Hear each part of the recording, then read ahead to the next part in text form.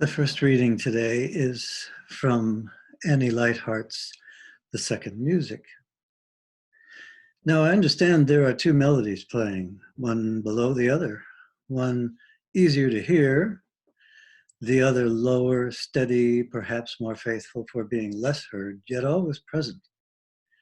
When all other things seem lively and real, this one fades, yet the notes of it touch as gently as fingertips as the sound of the names laid over each child at birth. I want to stay in that music without striving or cover. If the truth of our lives is what it is playing, the telling is so soft that this mortal time, this irrevocable change becomes beautiful. I stop and stop again to hear the second music. I hear the children in the yard, a train, then birds. All this is in it and will be gone. I set my ear to it as I would to a heart. The second reading is from Changing Light by Nora Gallagher. Every person was a mystery. He knew now, having been a priest for 10 years. Almost every person had a secret. The secret was often tied up with each person's destiny, not to be confused with a preordained destination. No, it was more complex than that. It was as if each of us had another deeper life than the one being lived. It lies underneath our ordinary days, our errands, our doing of dishes, writing of letters, the making of money, like something moving, a lobster-like underwater. Every now and then, this hidden life surfaces, as if to enact itself, to bring something to fulfillment. Often this happens when it intersects with another. As the trees were budding and the flowers beginning to appear on the campus of the University of Chicago in early spring 1968, I walked with some anxiety across the campus green, over to a pastoral care class meeting at the University of Chicago hospitals, where Dr. Elizabeth Kubler-Ross was interviewing patients who had been informed that they were dying. I remember watching in a room behind a one-way glass as the interviews occurred, and remembering that just a few years before I had been at my grandmother's bedside as she drew near her last breath inside a huge oxygen tent. That experience was my very first in being present when a person died, especially powerful, because Grandma Jackson was probably the person I felt closest to, then as a junior in high school, but all through my growing up years.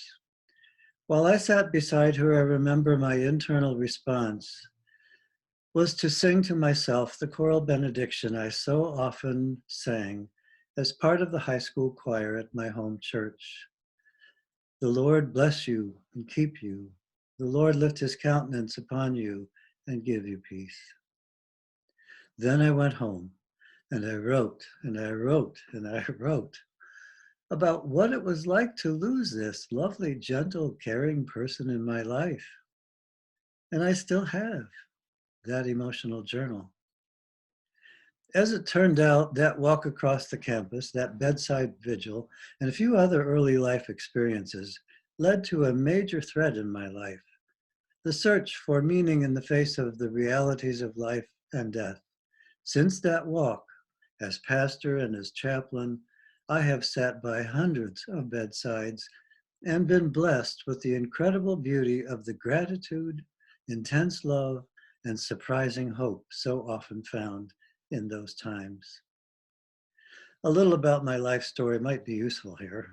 I am the grandson of 4 immigrant grandparents from central Sweden who left for this country in order to escape poverty, lack of promising work, and an intrusive, organized state religion. They all settled in Chicago in the late 1800s and early 1900s, finding the work they sought and joining the large Swedish immigrant neighborhoods of the city and its suburbs. I was really lucky to have my grandparents, aunts, uncles, and cousins all within easy walking distance in West suburban Chicago. Some only a few doors down on the same block, others only a few blocks further away. Family life for me, as for many of them, was all tied up in a mainstream Methodist church where it seemed faith was easily reconciled with science and intelligent thinking.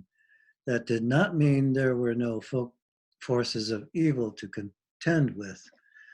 There were for sure racial tensions in particular, and also anti-Catholic, anti-Jewish, anti-anybody else who's different tensions. Looking back, I found myself a very mixed bag on a lot of those. Living 4 years at a liberal arts college in Northfield turned me around quite a bit. So did the assassinations of John F. Kennedy, Martin Luther King Jr., and Robert Kennedy. My conservative political background soon gave way to anything but that in politics and also challenged my fairly conservative beliefs in religion.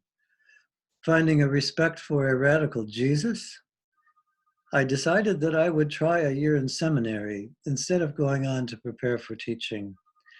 So when Chicago Theological Seminary accepted me, I set my foot on a whole new territory that would stay with me the rest of my life. The seminar on death and dying was a foretaste of 40 years of ministry, half in small parishes as pastor, half in healthcare, chaplaincy, the longest of which was 17 years directing a community chaplaincy program in a variety of healthcare settings in Stillwater. During those years, I was truly excited to help start a hospice program, a community healthcare ethics advisory, grief support for adults, and another one for children, and a parish nurse program. With the dying and their families, I was in my element, so to speak. That didn't mean I became insulated from the power of emotion and excruciating pain of loss in such times. Far from it. I was often caught up in that pain and the need of counsel myself. But it has meant that I tend not to be afraid to face that with folks and join them in their journey. 14 years ago, while serving my last pastoral charge just across the river and up north a bit in Osceola, Wisconsin, I was working part-time with the Minnesota Center for Healthcare Ethics, leading workshops, would you believe, on preparing for a pandemic. And with church and community leaders. We were trying to envision what we would do if a pandemic came to pass. How would we hold worship services, conduct funerals, visit our parishioners, stay safe, stay alive, and help others to survive? As I have gone into hiding now from the pandemic that actually came to pass, I have run across those papers and discovered that I am living through what we tried so hard to imagine back in 2006. Only this time around, everything has happened so fast that there was truly little time for preparation. At the same time, back in 2006, my brother David and I sat at the bedside of our mother as she breathed her last in the Osceola nursing home, where she had lived for almost 3 years. Knowing how much she loved music, being an accomplished pianist, we put on a CD of hymns and other songs. As her breathing ceased, one of her favorites, Amazing Grace,